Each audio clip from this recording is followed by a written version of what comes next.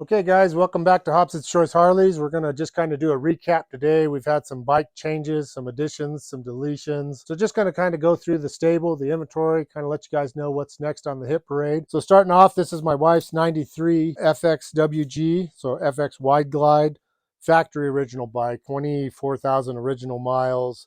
It's a 90th anniversary with all the badges and the original paint. It's a really cool bike. I do have to pull the dash apart on this bike. We've got some kind of rattle down in here. I had the dash off. I thought it was just the speedometer, but something's making noise in here. That's hopefully a pretty easy fix. So this is my wife's beauty. Great bike, a lot of fun. So I don't know if we'll video that or not, but basically we're just playing with a little rattle up front. Coming back next is a 1980 FXWG. So the bike I just showed you, my wife's bike, is actually the next bike after this. This was your first FXWG. It's a 1980. This is a bike we did a couple videos rebuilding the transmission on it. Before my buddy did that, I gave him the option of a couple different options. This bike has just been rode hard and put up wet. It does have some really nice parts. Unfortunately, after I rebuilt the transmission for him, the next day the starter died. We had to have the starter rewired. He did that on his own because he didn't want to pay the labor. He rode it a couple miles, and then 2 days later, the brand new coil that somebody put on there for him, it died. While I was working on it, you might recall in the videos, the headlight was burnt out in it because the wiring actually had house wire nuts holding it together. The tail light didn't work. I got the tail light to work, but the brake light sensor is dead on it.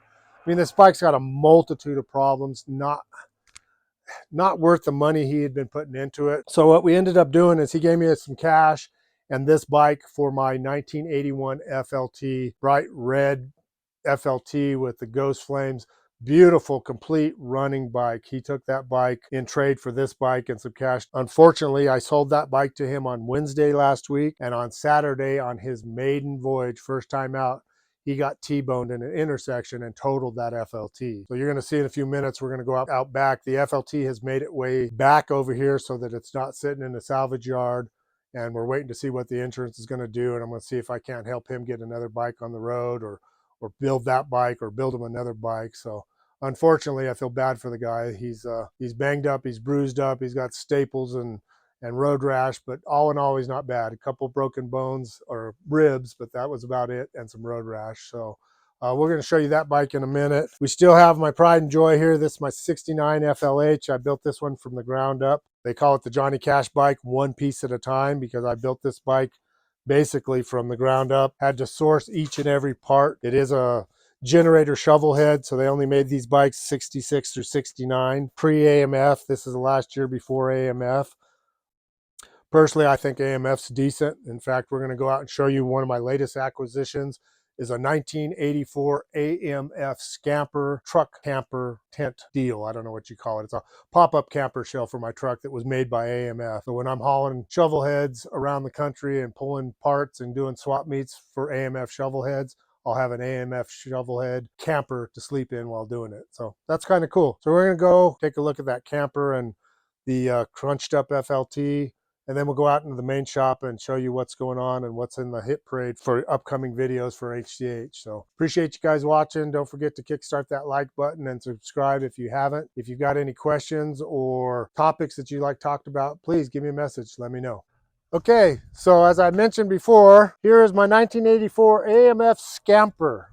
Very cool. It fits an 8-foot truck bed, which luckily I've got an 8-foot truck bed. We've got it just sitting here, so when I go out to do swap meets or bike runs or whatever, I do have a nice 14-foot flatbed trailer that I can haul parts, I can haul bikes. In fact, our maiden voyage next month, we're going to go out to Bryce Canyon with the 2 bikes and the camper and not do anything swap meet or motorcycle related. We're going to park this thing, we're going to get our bikes out, and we're going to ride through the Grand Canyon and Bryce and just have some quality time with me and the old lady. So neat trailer. This thing pops up, so it's 6 foot inside. It's got a functioning furnace, refrigerator, and a sink in it. No toilet, but that's okay. We'll end up at a KOA or something. Kind of a cool machine to be camping in while we're out hauling AMF Shovelhead parts around. All in all, it doesn't look too bad. He did get T-boned on this side. So if you see here, the foot peg is totally crunched. The crash bar that usually sits out here pinned his leg inside here. That's your brake lever. I mean, this whole side got crashed pretty hard. You can see the frame took a ding here. The pipe is pulled away from the head. So my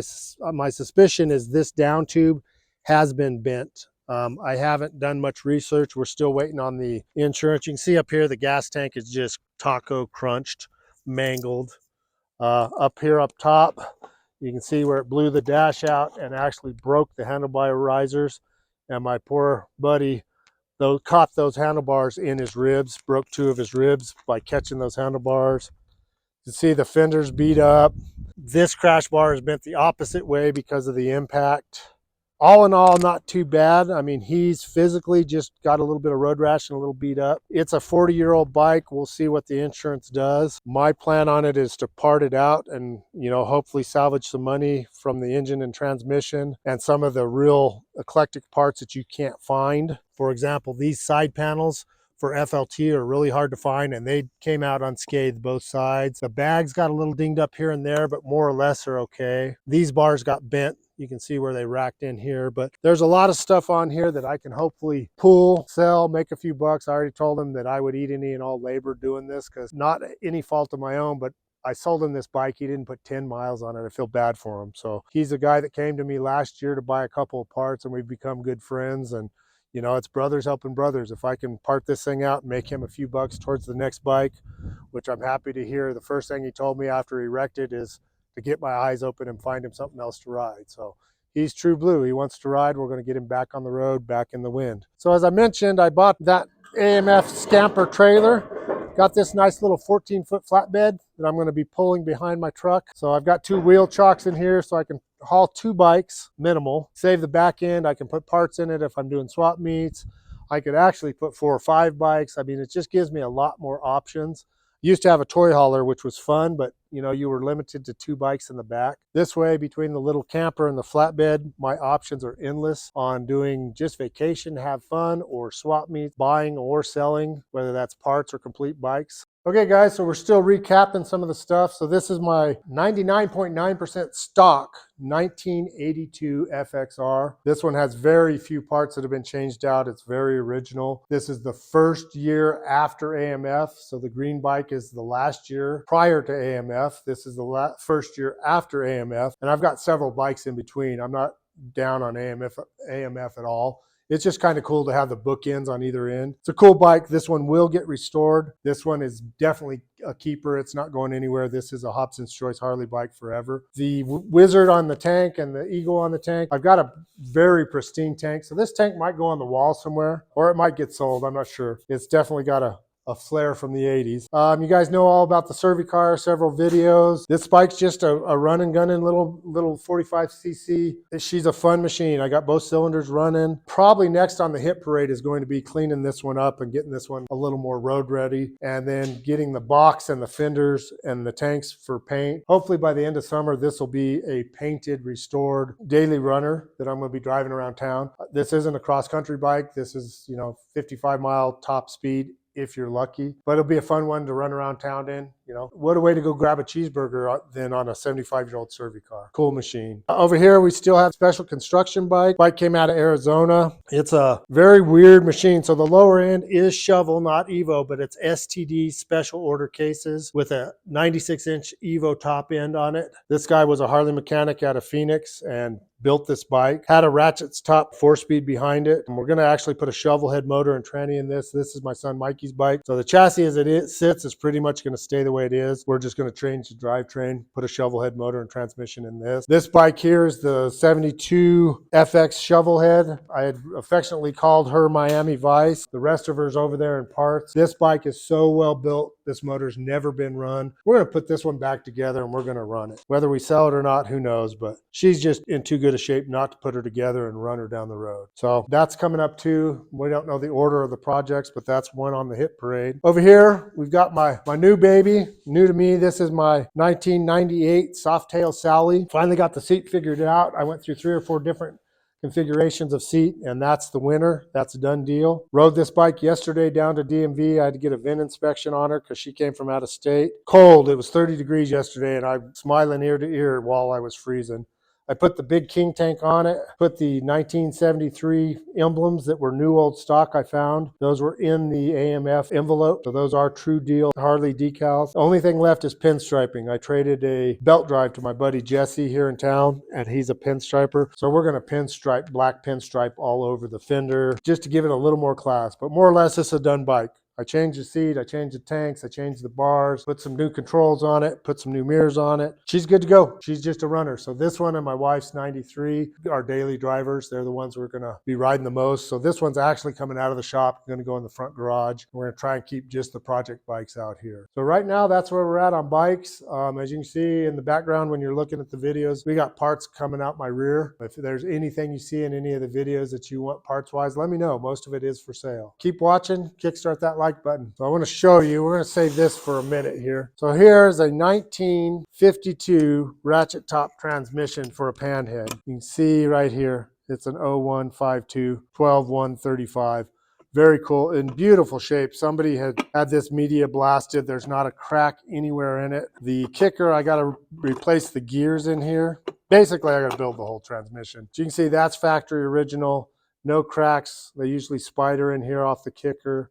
Just clean, clean, clean. Inside's clean. The ratchet top has cracked. Somebody welded it. Actually did a pretty nice job. It's a runner. It'll be fine. It will work. Inside, I just put all this together. I traded this out. I had a guy that's building a 52 panhead, and he needed a complete transmission. I had a complete transmission that I sent him as a 54. So he sent me this, and all this was in parts. He didn't know what he had, didn't have the skill set or want to pay or deal with building one. So I sent him a running, viable transmission and got this transmission in trade. We wheeled and dealed back and forth. So the counter shaft, the main shaft, and all the gear assemblies were just in a box. The case was clean, the kicker was clean. So, you know, it's missing a lot of parts. I'm gonna have to put a lot of stuff together to make this a viable transmission. But built, this is a, you know, this ain't a cheap deal. You're looking $1,500 for this transmission when it's built. So that might be one of our projects for a video, is rebuilding that 4-speed. And now somebody just desperately needs 1952 4-speed transmission stuff, let me know. So over here, my best buddy Billy. I got a buddy Billy who's out of Wales, England. And this man has some of the coolest parts around. We've bought parts from each other. We've sold parts to each other. And mostly we trade. We just like to barter stuff back and forth. How a guy all the way in Wales, England has so many vintage Harley Davidson parts is beyond me. But I got these two in the mail today. I'm really excited. If you look, they're AMF Genuine, boxed, new old stock. These have never been on a bike. In fact, I don't think this one's ever been opened. So these are a set of 1979 AMF Shovelhead rocker boxes. So these are going to go on that 82 FXR because it's got chrome rocker boxes, which it shouldn't have. That's one of the few aftermarkets. So if you look, this is a brand new factory set of rocker boxes. If you had to buy a rocker box in 1979 and you went to the dealership, that's what you would have got off the shelf. You can see the polishing on them is reasonable. If you look inside, they didn't polish anything.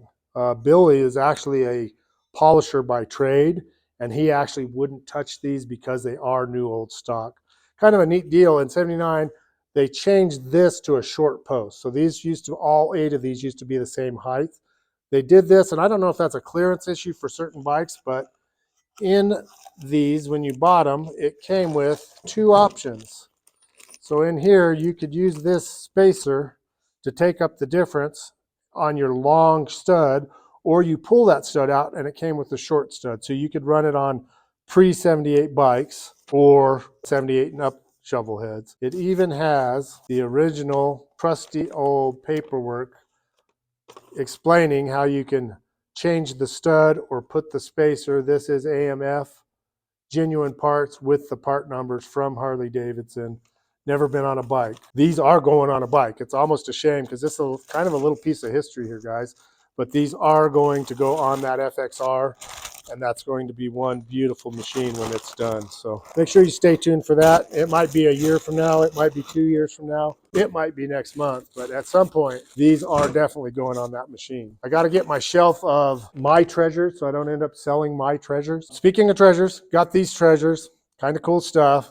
So there's my original 1949 badges for my 49 Servi-Car. and they need some help. But try and find 75-year-old Servi-Car parts. They ain't out there. This is a repop reproduction, but it's a Paco reproduction, which is really well done. And it's got to be 30 or 40 years old, even as a repop. So this stuff is all going on my Servi-Car. And you guys that are sharp, I'm sure, looked at those and said, well, wait, you got two lefts. Well, they're so hard to find and they're outrageous expensive. But if you look, they fit really good. Look at that.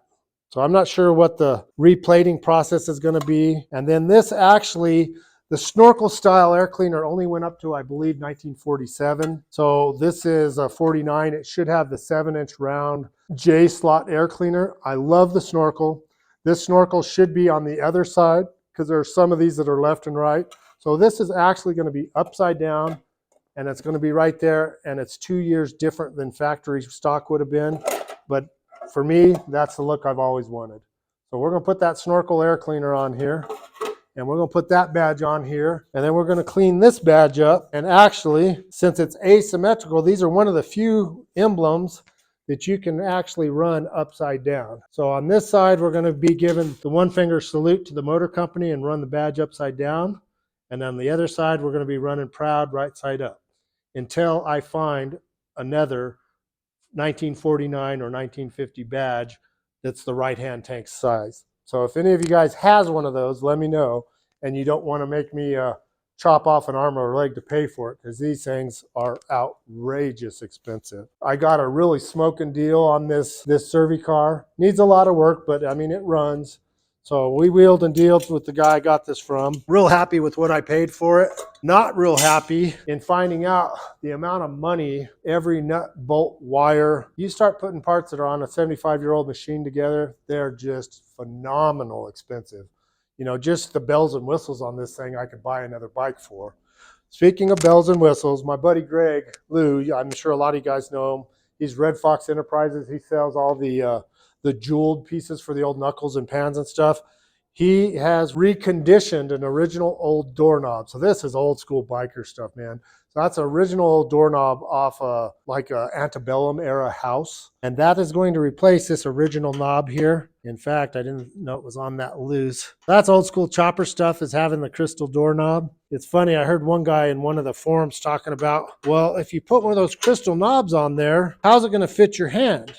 Which kind of was a silly question because it's a doorknob. It was manufactured and built to fit your hand. So that's going to go on here. It looks like my threading's a little different. So I don't know if I'm going to have to rethread this or what, but that's going to be a cool look. I dig it. I dig it. Oh, look at that. I just didn't have it on there right. So it is, there we go. How about that for a shifter knob? Cool. That's the shiniest thing on this whole machine. All right, guys. Thanks for watching. Kickstart the like button, subscribe, come back and see us. Give me any hints or suggestions for more videos, and stay tuned. We got lots going on around here. Peace. All right, you guys made it to the end. Thanks for watching. I hope you guys enjoyed the video. Please kickstart that like button. Don't forget to subscribe to the channel if you haven't already. Also, comment what you guys think. Let me know if you have any suggestions for video ideas or topics you guys want covered, and I'll do my best to include those in my next projects. You guys can also follow me on Instagram, TikTok, and Facebook. Also, don't forget to check out the Beacons link in the description below. See you next time.